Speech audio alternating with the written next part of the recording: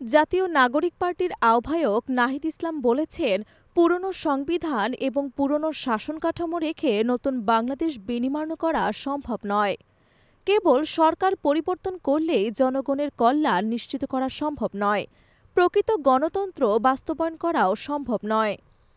আজ মঙ্গলবার সকাল ৮টার দিকে জাতীয় নাগরিক পার্টির আহ্বায়ক নাহিদ ইসলাম ও সদস্য সচিব আক্তার হোসেন দলীয় নেতাকর্মীদের নিয়ে সাভারের জাতীয় স্মৃতিসৌধে শ্রদ্ধা জানান। পরে সাংবাদিকদের সঙ্গে আলাপকালে নাহিদ ইসলাম এসব কথা বলেন। এর আগে সকাল ৭টা ৪০ মিনিটের দিকে গাড়ি বহর নিয়ে জাতীয় স্মৃতিসৌধে প্রবেশ করেন জাতীয় নাগরিক কমিটির নেতারা। এ সময় ৭১-এর বীর শহীদের প্রতি ফুল দিয়ে শ্রদ্ধা জানিয়ে ১ মিনিট নীরবতা পালন করেন তারা। সাংবাদিকদের সঙ্গে আলাপকালে নাহিদ ইসলাম বলেন, জাতীয় নাগরিক কমিটির প্রথম কর্মসূচি হিসেবে সাভারের জাতীয় স্মৃতিসৌধে বীর শহীদদের শ্রদ্ধাঞ্জলি দিতে এসেছি। আজ থেকে আমাদের আনুষ্ঠানিক কর্মসূচি শুরু করা হলো। জাতীয় নাগরিক পার্টির পক্ষ থেকে সারা দেশের মানুষকে শুভেচ্ছা জানাচ্ছি। আমাদের এই ভূখণ্ডে জনপদের লড়াইয়ের ইতিহাস রয়েছে।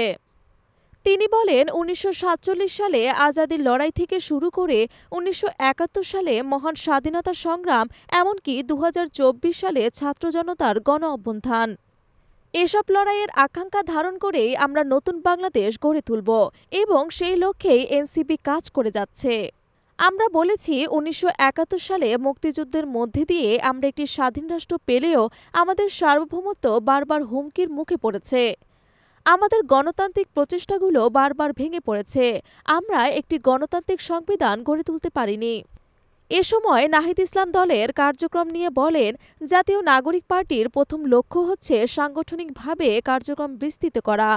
জুলাই গণহত্যাকারীদের বিচার চেয়ে এনসিপির আহ্বায়ক নাহিদ ইসলাম বলেন, জুলাই গণ অভ্যুত্থানে যে গণহত্যা হয়েছে তা আমরা সেই গণহত্যার বিচার দ্রুত সময়ের মধ্যে কার্যকর দেখতে চাই এবং বিচারিক প্রক্রিয়ার মাধ্যমেই আওয়ামী লীগের রাজনীতির ফয়সালা এই বাংলার মাটিতে করতেই হবে। এ সময় জাতীয় স্মৃতিসৌধে এনসিপির জ্যেষ্ঠ যুগ্ম আহ্বায়ক সামান্তা শারমিন ও আরিফুল ইসলাম আবিদ, জ্যেষ্ঠ যুগ্ম সদস্য সচিব তাসনিম জারা ও নাহিদ নিভা, মুখ্য সংগঠক সার্জিস আলম, মুখ্য সংগঠক হাসানাত আবদুল্লাহ সহ দলের অন্য নেতাকর্মীরাও তার সাথে ছিলেন।